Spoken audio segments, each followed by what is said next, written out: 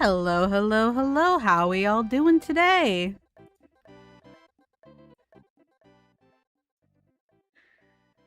How is everybody this week? How is everybody's March?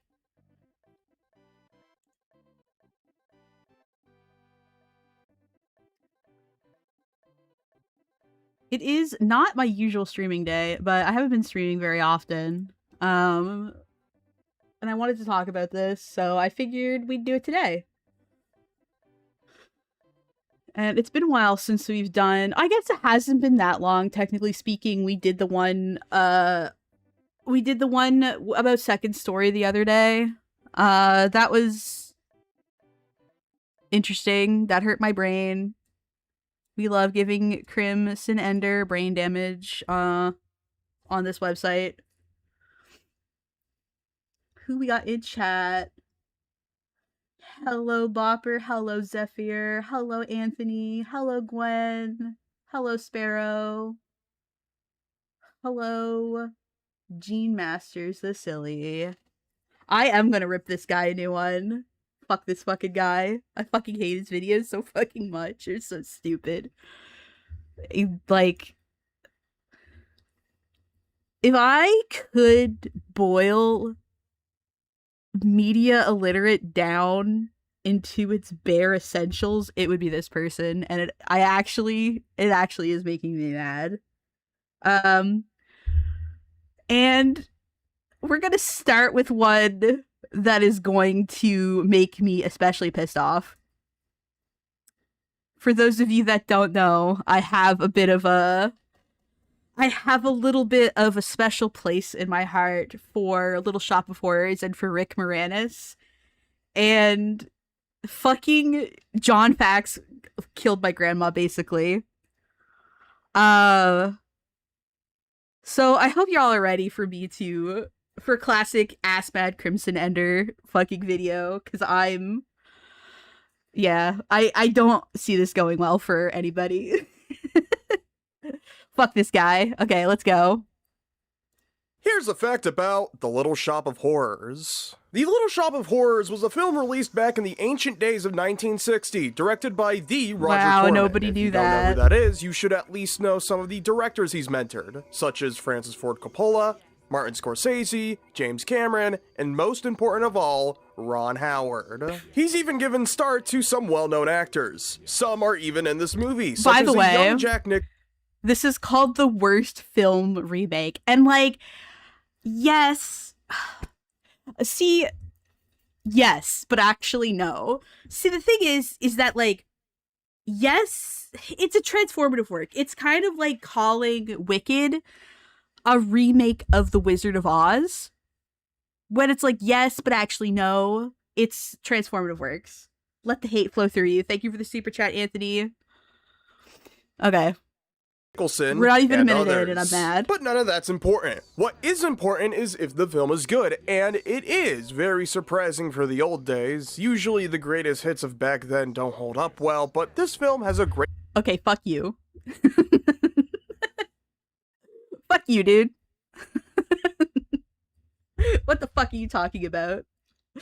This, like, not only are you pissing off exactly fans of Howard Ashman and fans of the musical, which again, it wasn't even originally a film. It was originally a very off Broadway musical by Howard Ashman, Frank Oz, and what's his name? The other guy.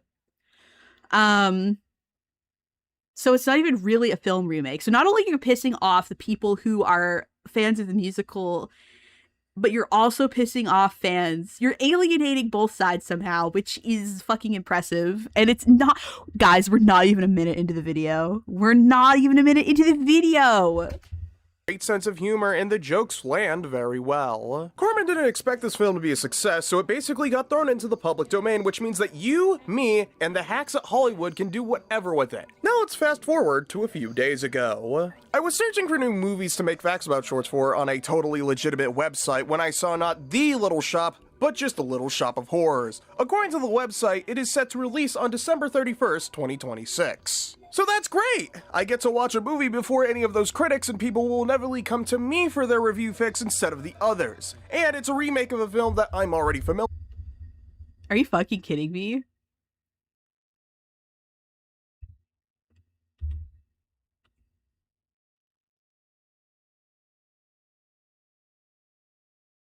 What the fuck are you talking about?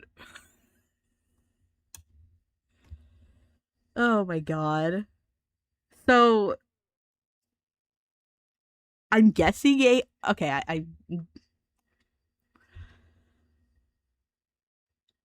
I guess it's a mistake you could make. Perhaps. So that's great! I get to watch a movie before any of those critics, and people will inevitably come to me for their review fix instead of the others. What do you mean? And it's a remake of a film that I'm already familiar with, so what's the worst that could happen? So it turns out this remake absolutely disrespects the original and technically isn't based off of the film. Apparently someone made a musical adaptation and the film is based off of that. So it's an adaptation of an adaptation. A sort of adaptation-ception. This is kind of a weird situation, so I guess I'll also be judging this musical. I'm guessing the smoke and stuff. I don't think that he's disingenuously trying to imply that there's actual... I think it's just to get around, like, copyright shit. So, like, let's steel man this guy a little bit. I don't think he's trying to make it look like shit. But this is an interesting way to decide to copyright proof your video. As well. Wikipedia says it came out in 1982, but it also says that this film came out in 1986. But that has to be wrong, because if the film was 40 years old, I would have known about it by now. Very strange seeing such a falsehood on Wikipedia of all... Maybe you are a fucking uneducated swine that wouldn't know good fucking cinema if it hit you across the face. That's also a possibility. Places. Point is, I don't really have a clear timeline of things, so I just have what's presented in the film. Apparently, this film was directed by the Frank Oz, the same one known for playing many popular Jim Henson characters such as Miss Piggy, Fozzie, and Cookie Monster. This does kind of make sense. Audrey Jr., the giant plant from the original film, has a lot of potential to shine with Henson tier puppeteering. Apparently, the stage show version uses a puppet for Audrey Jr., so there's already precedent set for amazing puppet work. But let's start with my grievances, starting with... The original film opens with a visually distinct piece depicting Skid Row. It's a very distinct way to show off the film's location. The new film opens up with a musical number. Okay.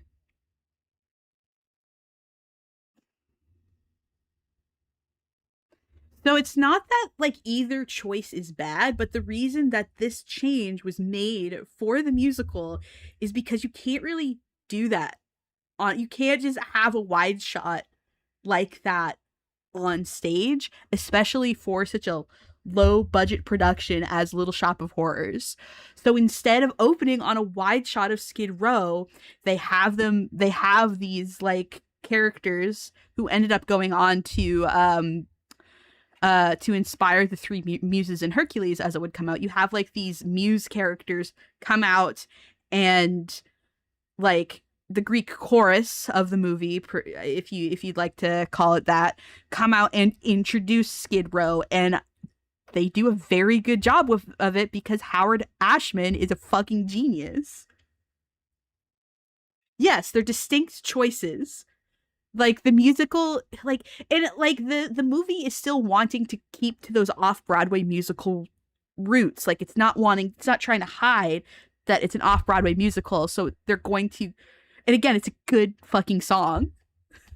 Which I guess makes a lot of sense for a musical, but it's a bit typical, I guess. Other than that, the opening goes the same. Mushnik's flower shop is very down on its luck, and Seymour brings in Audrey Jr. Oh, I'm sorry, Audrey too. And then a bunch of customers come to the store, you know the gist. Unless you don't, this might be a good time to put a spoiler warning for both films. Now that everyone here knows the gist, you might have noticed that they didn't include the guy who ate flowers. How could they? That's like one of the most iconic moments of the film. I'm only kidding. Is there any iconic moments in the film? Like in the original 40s film? 40s or 60s? Anyway, I don't think anybody remembers this film, my dude. I think you're just getting ass mad because you found Daddy's collection of black and white movies in your fucking basement and like, oh my god.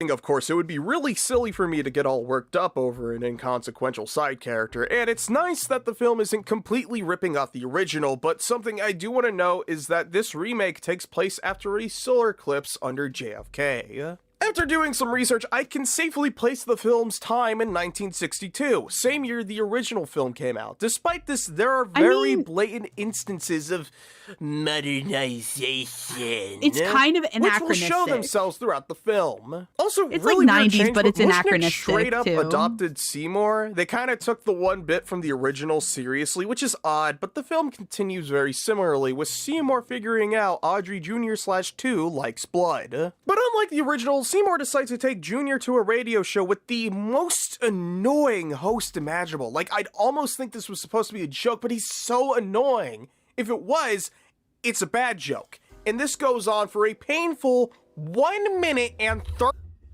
The whole fucking movie. It's camp. It's camp. It's supposed to be campy. It's supposed to be goofy. It's, oh, my fucking, like, goofy off-Broadway musical. It's not taking itself. Fuck you. 13 seconds. I am not joking. Yeah, the first film, film, across one I'm of the sure weirder is fine, changes this film makes. like... Audrey and Oren are together. This is such a strange ship. They never even interacted in the original film. That is so weird. However, thanks to a musical number, we know that Audrey actually loves Seymour. This was a lot less obvious in the original, by the way. Show don't tell for Audrey's sake. Then we finally get to the scene where Audrey Jr. finally opens its trap, and it has a musical number about how it needs to eat. All things considered, this is a good place to put a musical number in this movie. Yes. The number Agreed. ends with Seymour deciding to seek out Farb to feed the plant. I guess we're just skipping the drunk guy, I guess. Oh well. At the dentist's office, Farb is treating someone very similar to Jack Nicholson's character from the original film. I forgot that Bill Murray was in this. I forget every time. And I'm like, oh, hi. Hi, Bill Murray. Anyway. Except this isn't Wilberforce. It's Arthur Denton, played by Bill Murray. Why him? Who cares? He's nothing like Jack Nicholson. Why Oh not my just God. get Nicholson himself? I know he's retired, but like, come on, you could get him back. He was working. Oh my God. Okay, so. Okay. I'm going to have to assume that this person was dropped on their head as a child. Because how are you not noticing the fact that all the actors that are appearing in front of you right now are very, very young in comparison to what they look like today? And you haven't even heard the worst of it. This wasn't in the original musical, which means that Fraud Oz decided to add this back in specifically to go, oh look, fan service, but didn't want to look like he was copying from the original by changing the guy's name. Sorry, got a little don't think heated that's there. it. Nick Seymour tries to kill Farb, but instead Farb inhales gas and Can dies. you stop this with is the different fucking from the text box? original, Get out and of Seymour here. ends up killing Farb on accident. The new movie's version of events just suck. It simultaneously makes Seymour more malicious, but still making him more cowardly, which makes his character worse. Then the film progresses pretty...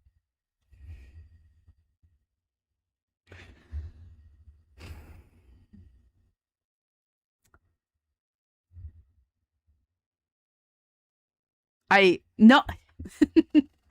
The whole point is that it's a slippery slope. The kind of, the hell is paved with good intent. The road to hell is paved with good intentions, because at first it's like, oh, well, it was an accident. Oh, well, this guy fucking sucked anyway. And then it's just, he just ends up just fucking using whoever. This movie has this musical has a different story to tell than the original movie. And if you pulled your head out of your ass and just stopped expecting it to be exactly the same, this is what I fucking hate. Pretty much like the original, Seymour chops up a corpse and Mushnick sees. And thus, the investigation begins, except Joe Fink and Frank Stooley aren't here. There's I not want to even be powered by analogs for them, Audrey unless you instead of count these Miriam. two who don't even say a single line before darting off. Instead, we get a song about how Seymour is such a nice guy, and then they make out. For so long, it suddenly becomes nighttime. Then Mushnick confronts Seymour about the killing, but things are different this time. Okay, so this is a criticism that I also have for that song, but you also have to understand the context in which it came out, which is 1986, not 2026. It came out in 1986. The content, like, this wasn't really a popular narrative. The nice guy gets the girl by being nice. Like, this was in the era where, like, you had, like, the Chad cowboys get the girl, and, like, that was the narrative. So while it's a tired cliche now, it wasn't back then. The idea is that Seymour was kind to Audrey without expecting anything in return. Yes, very much in love with her. Yes, very much wanted her. But his love for her was selfless at this stage, and before this stage. It gets a little bit different going forward. But there was no expectation from Seymour that she would reciprocate. He thought that this girl who was down in the dumps was, like, was just amazing and saw something in her that she couldn't see in herself and believed in her. And also that ended up, they formed a relationship because of that. And that's one side of it. The other side of it is that you need to understand that the fucking screenplay and the lyrics were written by a gay guy in the 80s during the HIV crisis, where he was probably in the closet. No, he was definitely in the closet. So, like, it's kind of like The Little Mermaid, like knowing that Hans Christian Andersen made The Little Mermaid about a man that he was in love with and he felt rejected by. And you could say something about how, like, oh, like the book's kind of sad. Why does she dissolve into sea foam? And it's like, I feel like analyzing this from a queer lens is really important. And I'm going to go out on a limb and guess that this fucking guy is not going to bring up the fact that this movie is extremely queer. Mushnick is now interested in getting a little something out of this, booting Seymour out and keeping the plant for himself. However, Getting an a fucking ominous Fresca. song from Audrey Jr. tells Seymour to turn the tables. How does Mushnick not hear this? Who knows? And then Audrey Jr. eats Mushnick, which is bullshit. Why would you kill off the best character from the original? And Seymour, despite seeing what's basically his dad get eaten by a plant right in front of him, doesn't really react. Instead, what gets to him are all the offers and sponsorships and TV shows he's being offered. Well, yeah, because at this point, Mushna was good to him. Like, he was kind of like a jackass, but he was good to him. This is another foot down that road to hell. Like, maybe he wasn't a nice guy, but he supported him, but also, like, you know, Audrey needed to eat, and Mushna was being a little bit, you know. So, again, like, the whole, yes, it was bad. yes, you understand. It was bad that Mushna was killed. Like, that, yes. You are not, like, doing anything by noticing that. That is the intended story beat. Boo-hoo. Oh my God. And then he crashes out on live television like... The plant's name is Audrey 2. Where was Audrey the first? It's named after the girl that he has a crush on. The brat he is. So Seymour and Audrey decide to take the money and book it.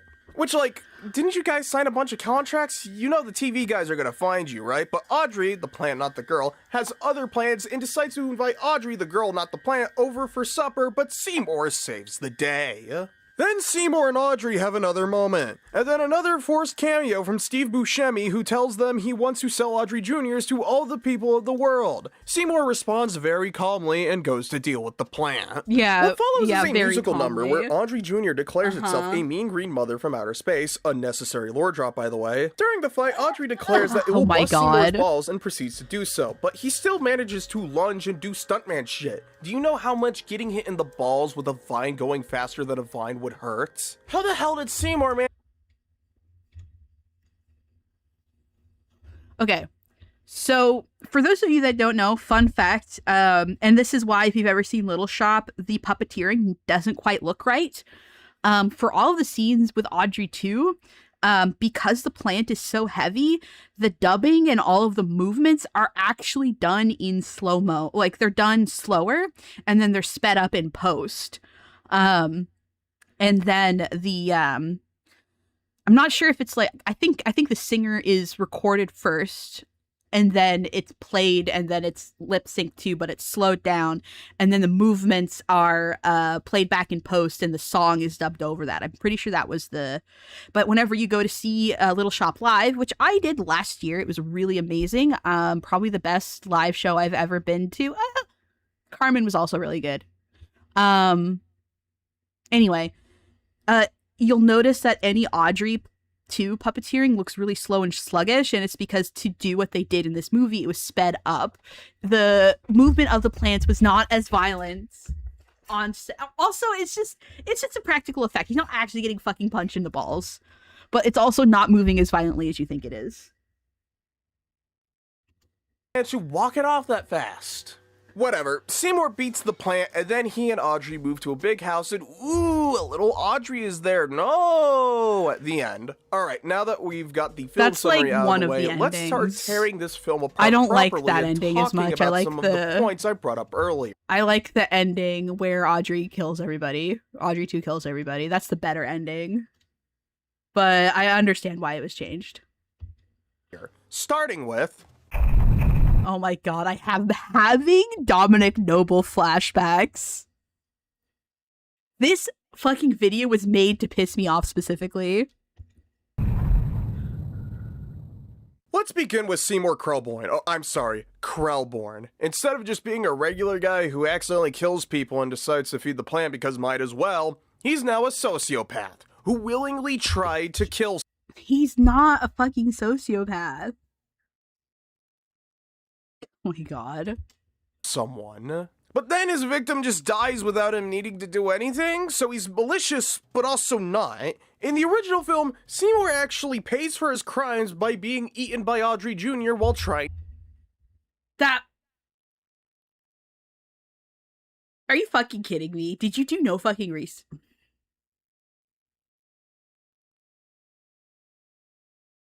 The urge to get up and start autistically pacing. To kill it. But in this version, Seymour gets off scot-free after being complicit in all the I murder. use YouTube and also he has fucking glasses now. In a premium, vacuum, this so I wouldn't don't be such get a big deal. ads anyway. Seymour Fuck wasn't you. the toughest in the original, Are you but even- this is a hold on a good minute. example of this Is this even fucking... film's I guess they're which will probably be more prevalent monetized. as we go on. Next up is the original Audrey. No, I mean the remake's original Audrey. However, I want to start with the original film and then talk about the new one so we can compare the old one. Can I spurg a little bit about Audrey? I love that she talks all nasally and like this the whole movie, and then when suddenly Seymour is such a good fucking... It's such a good song. It's such a good stage song.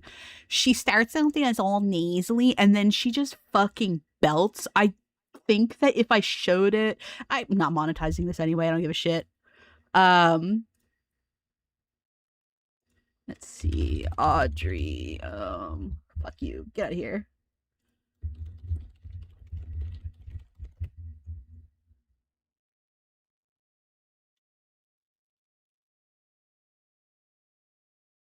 Anyway, I need to show you guys this because it's my favorite thing ever.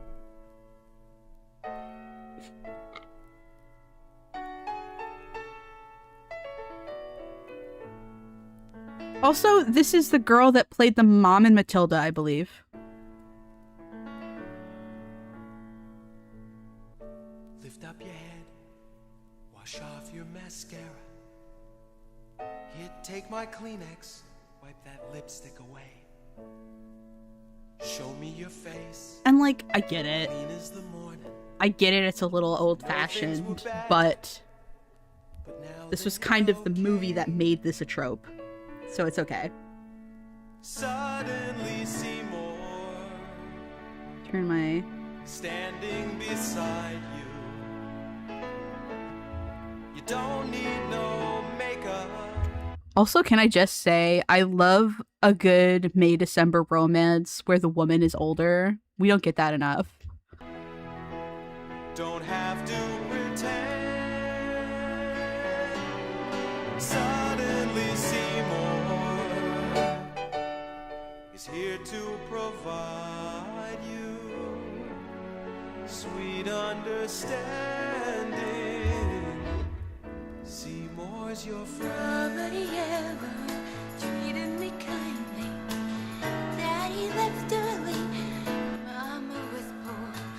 I need a man and I follow him blindly. But you see, she has kind of that nasal quality. I'd say sure. Suddenly, Seymour is standing beside me. He don't give me your eyes. He don't condescend. Suddenly, Seymour is here to provide me sweet understanding. Seymour's my Tell me this feeling will last till forever. And again, I will point out that the whole thing is that, like, he's her friend first. And that's what's important, is that even if she did not, quote unquote, reward him with a romantic relationship, he's still her friend at the end of the day, no matter what. He's still going to be her friend. And, like, again, I know that there's some parts of this song that is a little old-fashioned, a little trite, but I think that, like, That's like the core thing about this, is that like I can trust Seymour because Seymour has always been my friend. He always will be. And it pisses me off when people boil this down to like, oh, he's such a nice guy. Like, fuck you. Tell me the bad times are clean. How does she do that? I don't fucking know. Understand that it's still strange and frightening. And Losers like I've been, it's so hard to say. shivers.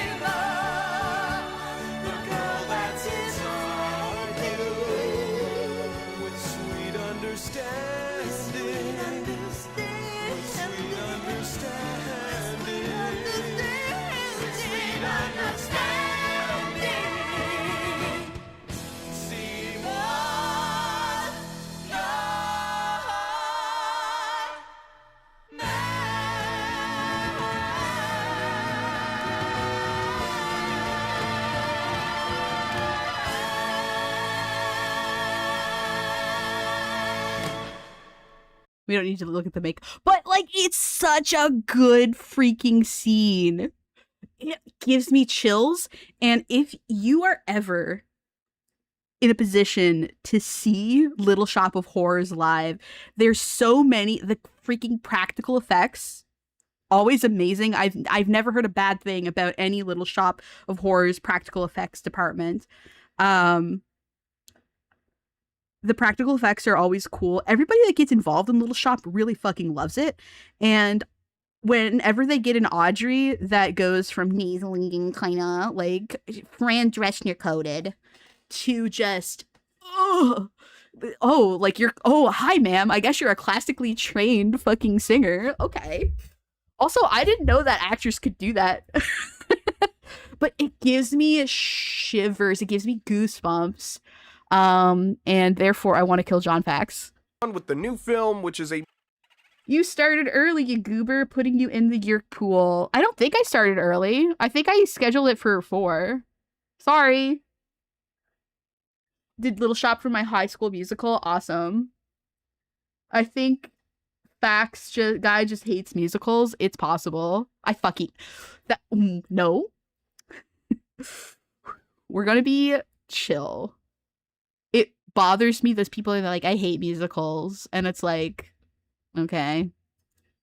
musical based off of a musical based off of the old one. Now, in the original film, Audrey was a girl, a nice one, and really that's all she needed to be. But maybe a remake could possibly add some more depth to her, and this one did, but unfortunately they had to do it in a modern way. So now Audrey is a skank and a whore, and subtly implied to— Excuse me? Did you just call that sweet, wonderful, beautiful angel a fucking skank and a whore?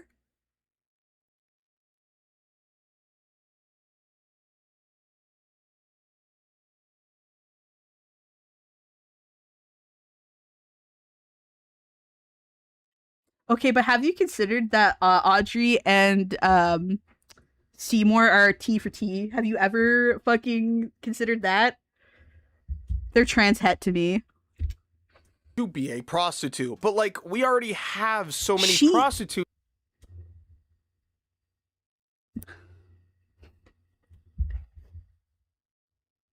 She's not a fucking prostitute. I'm gonna kill this person. In modern Hollywood films, there's so many, I don't even need to come up with examples. You know exactly what I'm talking about. Now it's time to talk about the best character. Oh my god. Now we don't have time to unpack all that. The fucking whorephobia. It's in. Oh my god. T for T and or bi for bi. No, I think they're both straight, but I do think they're T for T. character in the original film, Mr. Mushnik, who gets completely shafted no in the fucking remake. clue. Now he's a joke character. Is it because she has fucking blue eyeshadow and has been through some shit and is an older woman wearing a lot of makeup? She just thinks so poorly of herself that she only dates guys that abuse her.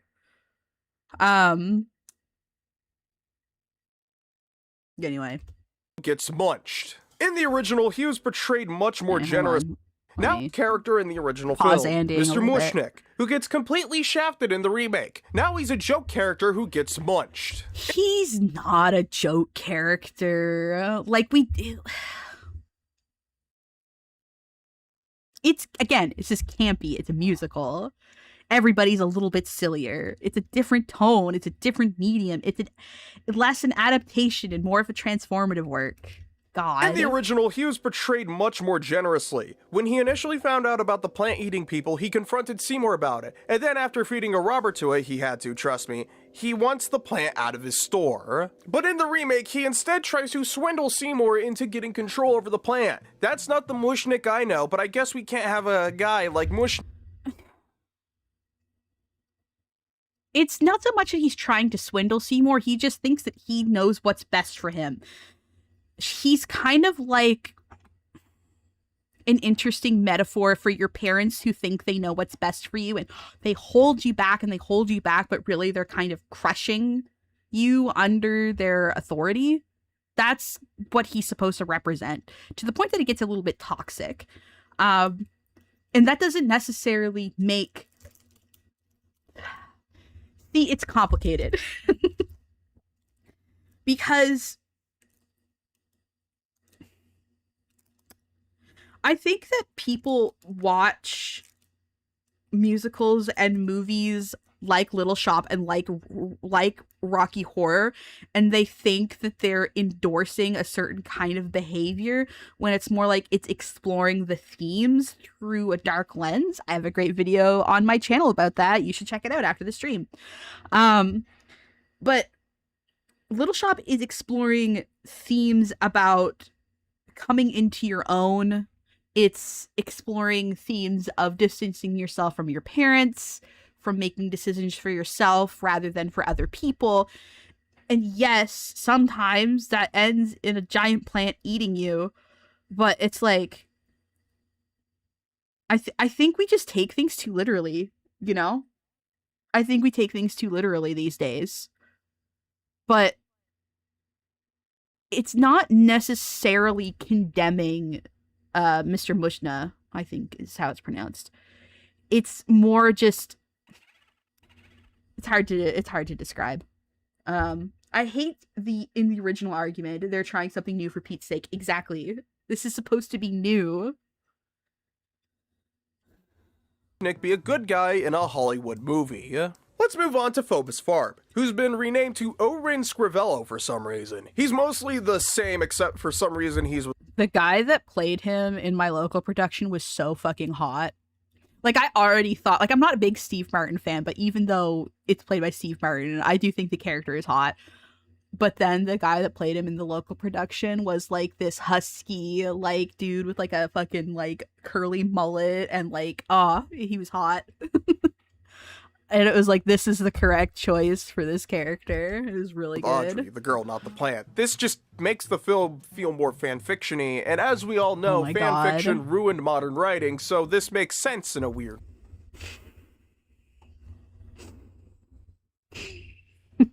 My God. I hope Diana Duane beats you over the head with all of her Star Trek manuscripts. I can fucking kill this person. Moving on to Audrey Jr., or in this film, Audrey 2, another instance of modernization for the folks in the back. Characterization-wise, this version is a lot more crass and obnoxious in order to make it hip. Excuse also, me? Audrey Jr. is unfortunately CGI in this film. The Wikipedia page for this film... What? Are these green things ads? Hello? claims that the plant is a puppet, but I've already demonstrated that This is Wikipedia this is isn't the pissing most me off. Get reliable this shit out of source, so here. take that with a grain of salt. Maybe these tiny versions could be puppets, but once it gets so big it opens its Venus flytrap, pure computer graphics. How do I know? Well, look how it moves. No puppet could move that good. I mean, smooth. Also, Okay, I already described this. It was sped up in post, but it was all practical. It was like the Jim Henson Company worked on this. They're fucking geniuses. so what's the deal with this mean I green was mother? Garden of Ba- oh, fuck. Are you? Hello? You get the fuck out of here. John Fax in chat. Fuck you.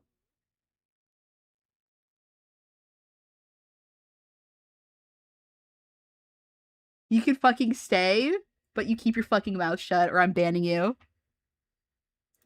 They're from outer space bullshit. Of Trying to course, go this around modern movie needs demonetization, that might's lore. possible. What's next? Why do modern movies need so much lore? All we knew about the original Hey, John. Did you perchance not graduate high school, maybe? Are you a fucking baby? Audrey the plant, not the girl, was that it was just a weird plant Seymour bought. But now they had to make it all confusing. What's next? A cinematic universe of Audrey 2s? Fuck off. Now let's take a moment to mourn the loss of all the characters left behind in favor for the 1962's equivalent of the guy who can't stop spamming their Discord Nitro soundboard.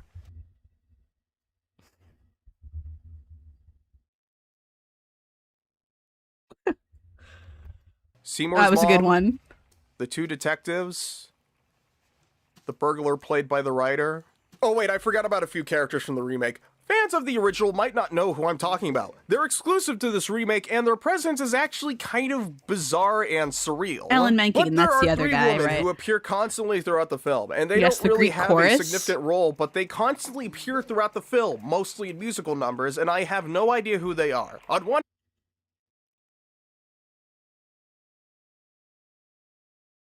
Excuse me? John Fax didn't fucking go to fucking high school, confirmed. Do you? Oh my god. Doesn't even fucking know what a Greek chorus is. Hey, stupid. If you're still fucking watching.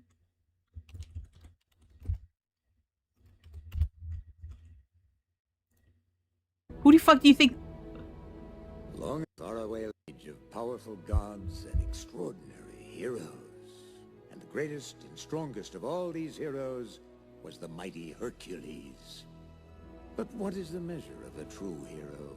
Now, They're fucking narrators, you idiot. story is You a listen to him? He's making the They're- story sound like some Greek tragedy. It's just these people Up, dude. who, again, were based off of the Greek chorus in Little Shop. We'll take it from here, darling. It's just, they're You just go, fucking girl. narrators. We are the muses, goddesses of the arts, and proclaimers of heroes. Also, can I just say, this isn't a Hercules video, but I would like to talk about it someday because I think that Hercules gets shit on unfairly. What a crazy combination of making like a 90s like sports movie.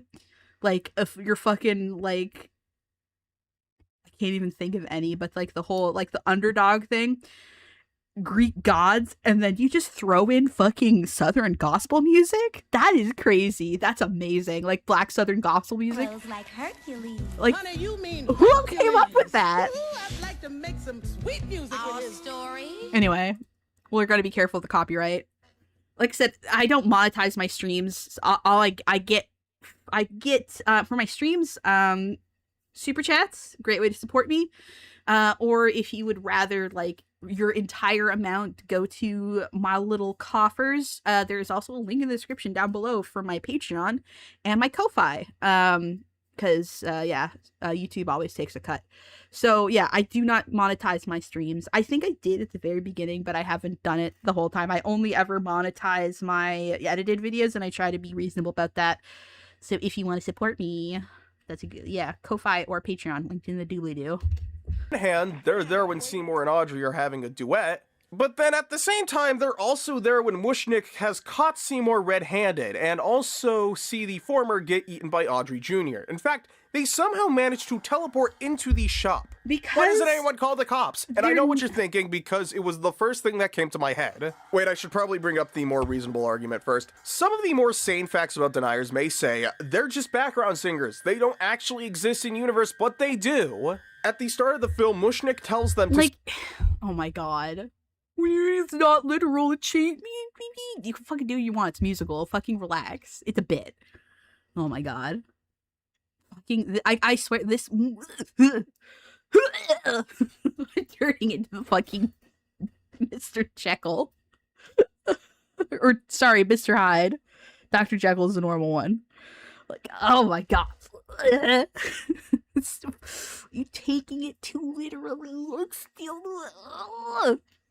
stop loitering at his store, and later they tell Audrey to dump Farb. These are real components of this world that are somehow omnipresent and can teleport. Now, I know the next thing some of you might say, so I might as well clear this up now. I'm not racist. Because I know some of— Bro, nobody was thinking that.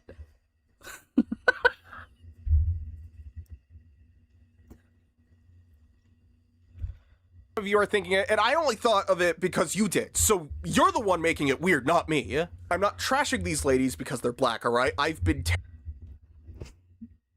Mom said we had cinema sins at home. The cinema sins at home. tearing apart every part of this film so far. It's only fair that I trash them. And for the record, I don't mind that there are black characters in this film. I mean, don't this mind. is a poor neighborhood. I'm so glad that you don't mind. Them. And for the record, I don't mind that there are black characters in this film. I mean, this is a poor neighborhood in the 1960s. It's historically accurate for black people to be down in Skid Row. In fact, there's a song— Okay, first, don't brigade this at the person. beginning followed— Don't brigade this person. Please don't. numerous residents of Skid Row, Hello? some of which just so happen to be black. And you know what? I'll be fair. At least they didn't make any of the existing I'm not white characters affectionate. black. Something that Ah!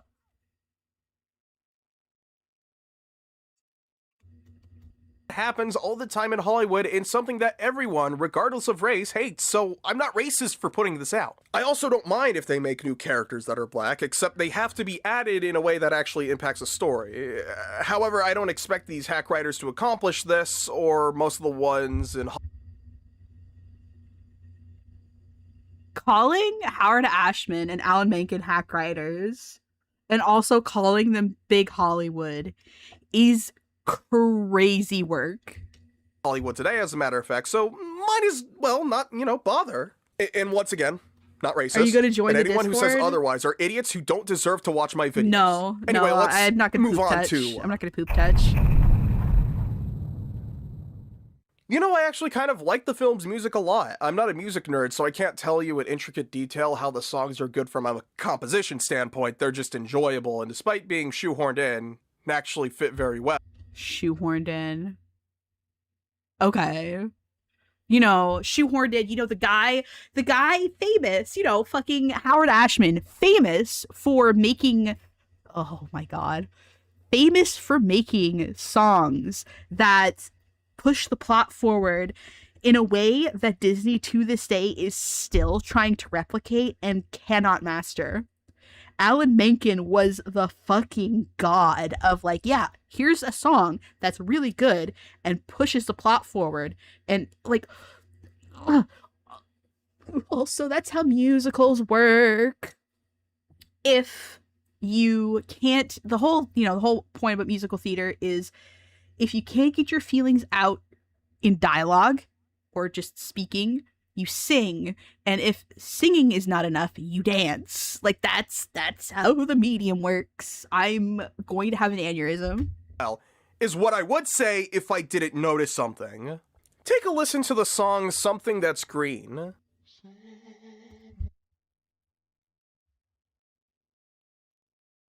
I'm so okay. Do not come for my sweet angel, Audrey. And do not diss one of the... They're all fucking bangers, but Somewhere That's Green is... ironic. It's really good. It's sorry.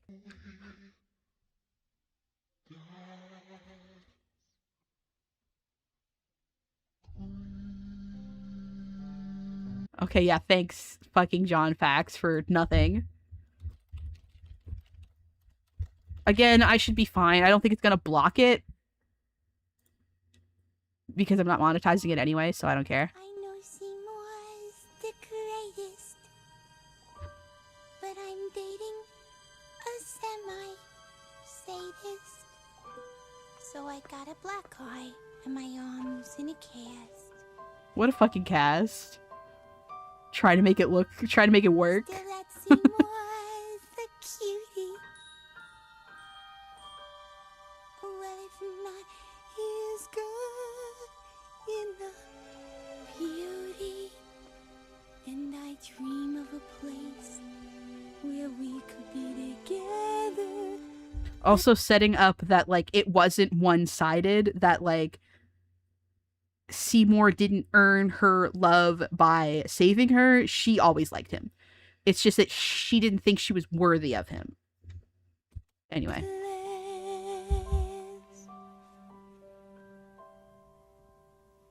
A matchbox of her own. A fence. A frilled chain link. A grill out on the patio. Disposal in the sink. A washer. This is so relatable because she's like, yeah, we got like a chain link fence and a barbecue on it. Like, she's not like, she's shooting low. She is aiming low. Ironing machine. And a tract house that we share. Somewhere that's green. And the whole joke is that she's like, I want to end up with Seymour somewhere that's green. And then they, like, spoiler alert for a movie that's like 40 years old, they both end up getting eaten by Audrey too and ending up somewhere that's green. Sorry, I'm a total dork for this movie. I apologize. But yeah, thanks John Fax for like you were not, yeah, you might as well have just not included this. Now listen to the Little Mermaid's part of your world. It's made by the same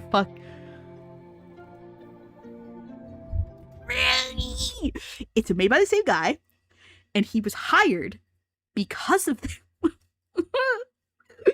Oh my god, I can't handle how stupid this person is. It's made by the same guy who was hired by Disney specifically because of this musical, and they're like, hey, we want some of that shit.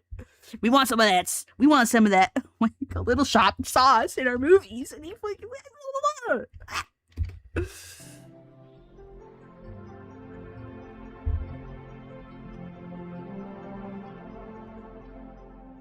They sound pretty similar. It's also, like almost plagiarism levels of similar. Oh my god. Actually, this is real plagiarism levels of similar. The frauds at the Geffen Company should be ashamed of itself for allowing this blatant stealing to happen. Reminder, this film comes out in 2026 and The Little Mermaid 1991. There's no excuse to rip off music from one of the most iconic musicals of our time, and that means that other songs are definitely stolen from somewhere else. However, I don't know which musicals they were taken from. If anyone knows where these melodies are originally from, shoot a comment down below. Once again, I like the songs and would like to take a listen to their original versions. And besides that, I think I'm fucking...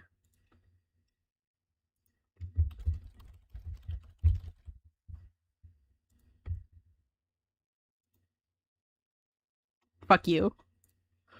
Said everything I wanted to about the film. Despite all my critiques, it is a competent film. It's shot well, the sets look great, the actors give great performances, even if it is the world's least funniest dipshit. And I know I got real pissy that Audrey Jr. was— Here's a tenner for your booze. You sound like you need a drink. Toby Fox plagiarized himself. CGI, but all things considered, it is pretty good CGI. It's almost like the plant was there. Thanks for watching Facts About Truthers. If you liked the video, subscribe to the Litter channel, and do some song searching for me. Next time, we'll— Fuck you. Alright, so we're gonna go from bad to worse. The Lighthouse is a comedy.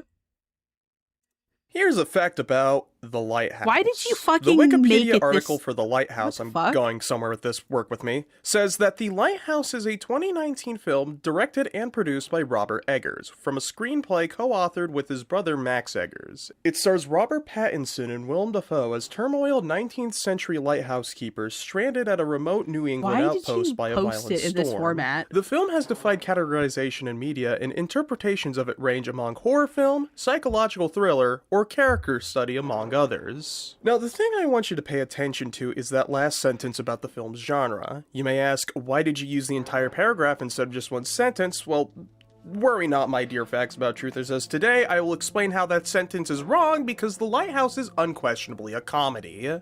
I will start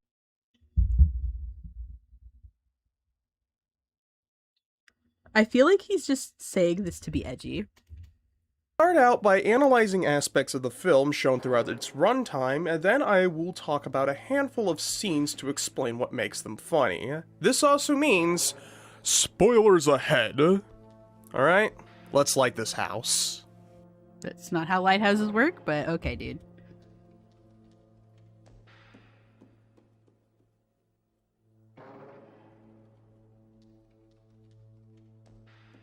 The film is shot in a 4:3 aspect ratio and presents itself in black and white. This is clearly meant to harken back to the monocolor films of cinema's past. And what do you think?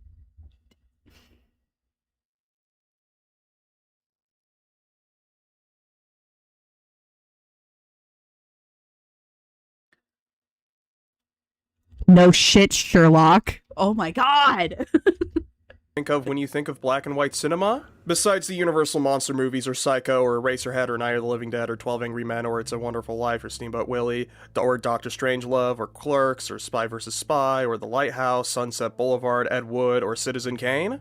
Well, you think of none other than Charlie Chaplin, a well-known filmmaker and actor known for his very silly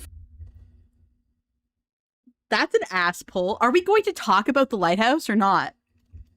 filmography. And while The Lighthouse's sense of humor is more dry than Chaplin's, it is clearly meant to mimic Okay. What? Hold on, I need to let them Chaplin's finish this thought. filmography. Similar to another modern-day black and white film, Hundreds of Beavers, which takes its own spin on the foundation set by Chaplin, focusing more on the I haven't watched Hundreds of Beavers yet, but it's on my list. My friend is... Fun fact, Katzenberg actually deleted Ashman's original vision for Aladdin right after his death.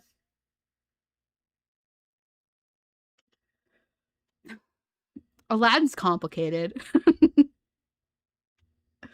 I have not heard that before, but Aladdin's also complicated because it was also kind of... Well... Yeah, it's complicated. Lindsay Ellis's new video is really interesting. Illuminating, whimsy. even. I guess we're in a renaissance of this kind of movie. Next, let's talk about the actors that appear in the movie. This will be quick because by design, The Lighthouse doesn't have many characters, therefore there are not a lot of actors to discuss. First up is Willem Dafoe, who is known for some silly roles. You might recognize some of them, such as Green Goblin, Detective Kimball, and my personal favorite, Jopling. All hilarious. Is Detective Kimball supposed to be funny? I mean, looking at American Psycho as a comedy,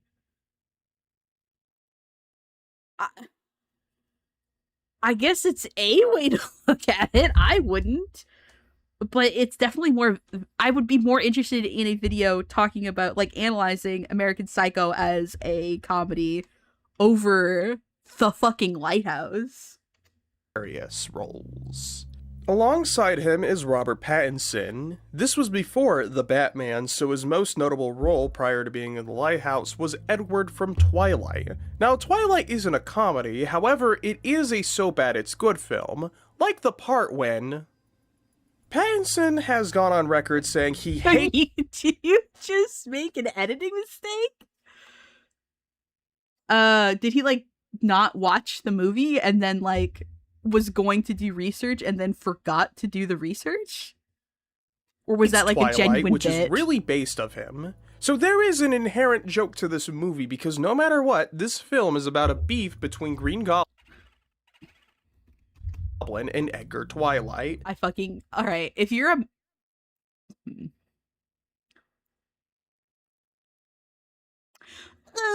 Actually, like, it's giving, actually. The last actor I I don't even know what to say about this guy at this point. Me neither, Cloud Parade. I think I'm actually, this is worse than fucking Hillary Lane. want to talk about is Sully Siegel, an actor with a real actual IMDb page, known Is that for his true? roles. Hold on. That's not true. Oh my god. Okay, so you fucking did research for Sully Siegel. You did research for Sully Siegel, but you didn't know what a Greek chorus is? Where am I? There it is.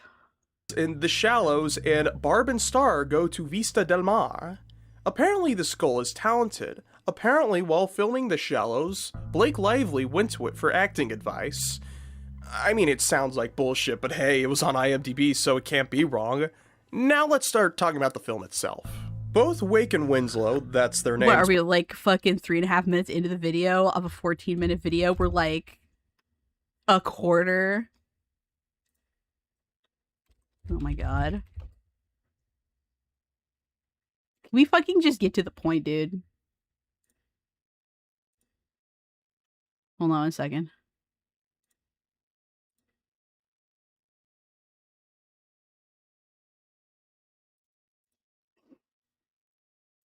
Alright.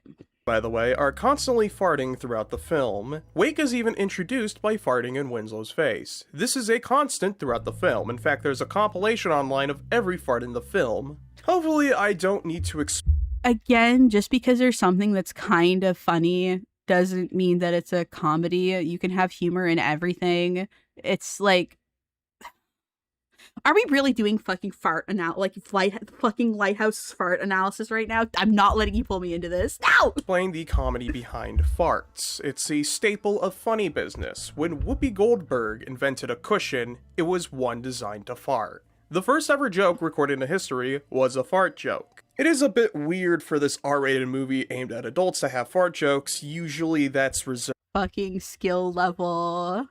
In Canada, we love fart jokes and poop jokes, no matter the age. for Actually, I believe that The Lighthouse was filmed in Nova Scotia, I think. I could be wrong, but I'm like 95% sure it was filmed in Nova Scotia. So that's cool. media aimed at kids, but luckily, the film makes it work. Throughout the first half of the film, Winslow is terrorized by a specific seagull that he threw a lump of coal at, which knocked its eye out. So we know that this is the same exact specific bird that is in the rest of the scenes. Once again, wonderfully played by Sully Siegel. This is simply a classic comedy routine of an animal bothering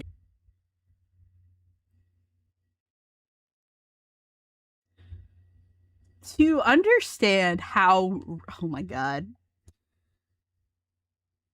So this is a very metaphorical movie, and the seagull. So this guy's clearly done some bad shit. We're not ever sure what bad shit he did, what was done to him. We don't even know for sure if Robert Pattinson's and Willem Dafoe's character are two different people. Like, it's very metaphorical, but like the seagull represents like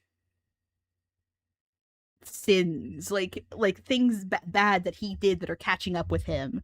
And like, even in this scene, I got very much like Eagle eating the liver out of fucking, what was it I can't remember what the Greek guy's name was. Anyway, the guy that gave human beings fire or whatever, I think. a human or other animal. However, this trope is subverted when Winslow manages to grab the bird and bash its head in. Unfortunately, this activates another comedic trope known as play stupid games, win stupid prizes, as I a don't know if that's a Stormbrusen comedic response. Likewise, the mermaid trope. is also a take Can on we like not like get our film analysis from tvtropes.com? I think that we should actually just get rid of that website. It upsets me. a classic comedic trope of the woman, you know, the sexy woman who terrorizes the main character with her sexiness or whatever. I don't know, I like men. Whatever. Good to know. Happy not National Coming Out Day, I guess. Another thing to note are the very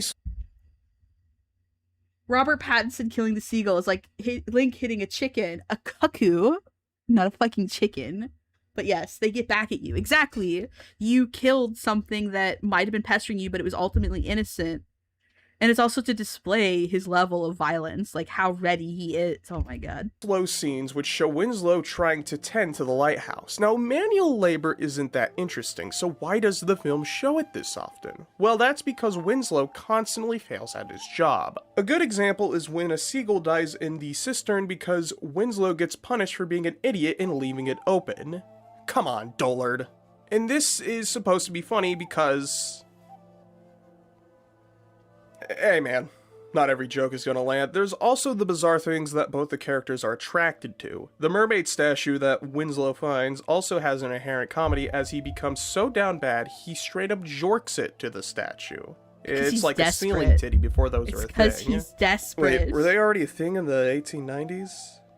Similarly, Wake has a weird infatuation with the giant light, even going so far as to have intercourse with it, I think? I don't know, I think that's what's going on, but I'm not sure. This joke is also easy to explain. There are various stories online about people being attracted to weird things such as cars, and I don't want to finish the rest of the sentence, but the point is, when you see someone like that, you have to do the morally correct thing. Watch Titan. Actually, I can't recommend that movie to anybody, but I watched it and it sure was an experience. Like, and also, again, has this person never heard of fucking metaphors? Laugh at them. Similarly to Winslow and Wake's strange Mankind's paraphilias, futile these are attempt to inherently dominate goofy nature, moments meant to yes. get a chuckle out of you. The last running gag is the foghorn. What's so funny about the foghorn? Well, have you ever tried to watch a movie while also listening to one of those hours of silences occasionally broken up by a meme sound effect videos? Well, I totally recommend it. It makes... But the foghorn is there because that's where you put foghorns. They go by lighthouses.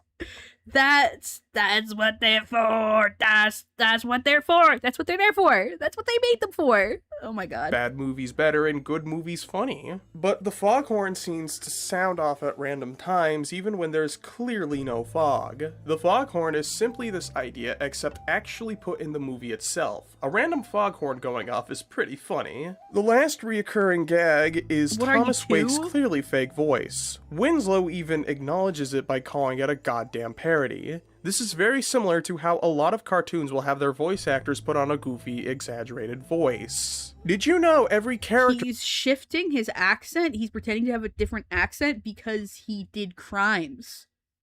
Because he's a criminal and he wants him to not know that he's from... Okay, whatever. in the original Looney Tunes was voiced by one guy. Now, the Lighthouse isn't a cartoon, unless it was animated very realistically and nobody bothered to tell me, but the fact that Willem Dafoe is putting on a cartoon voice is very telling. Next, we're going to analyze a few scenes which showcase the Lighthouse's sense of humor. These are only a few scenes, but trust me, the entire movie is like this. This first scene starts with both characters progressively shouting what at each other, and Winslow starts to yell about wanting a steak, which leads into them literally arguing about Wake's lobster like a married couple. Then the film scratches to a halt as Wake puts a curse on Winslow that, and I kid you not, takes 2 minutes of this 109-minute film. Gee. A video that spends a long time on stupid fucking bullshit. I wonder what that's like.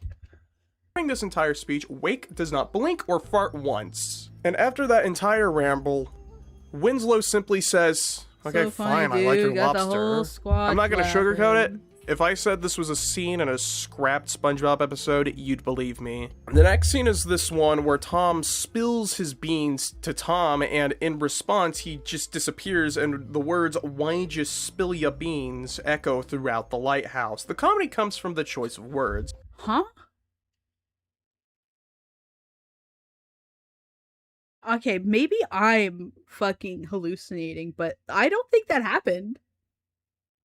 I think that you made that up. I don't think that happened. In a more serious movie, Wake would have probably said something along the lines of, "Why'd you tell on yourself?" But instead, John Lighthouse chose to have him complain about spilling his beans. And then this happens.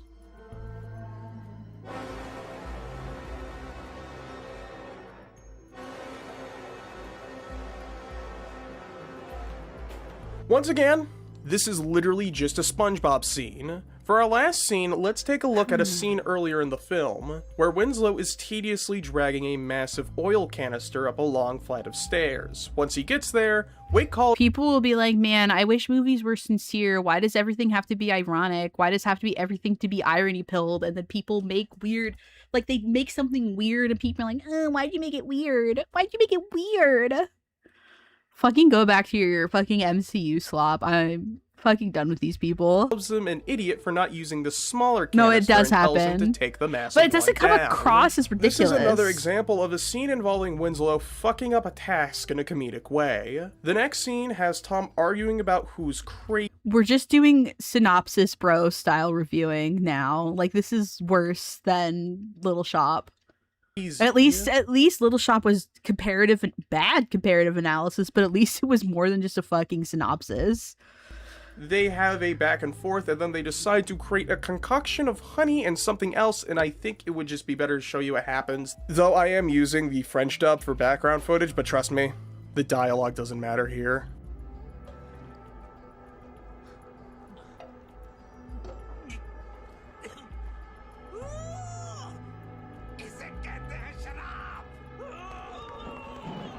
I'm speeding it up. Finally, I want to talk about the penultimate scene, when Winslow finally gets up to the Ooh, lighthouse. that's way too fast. That's way too fast. Hold on, let's go 1.5.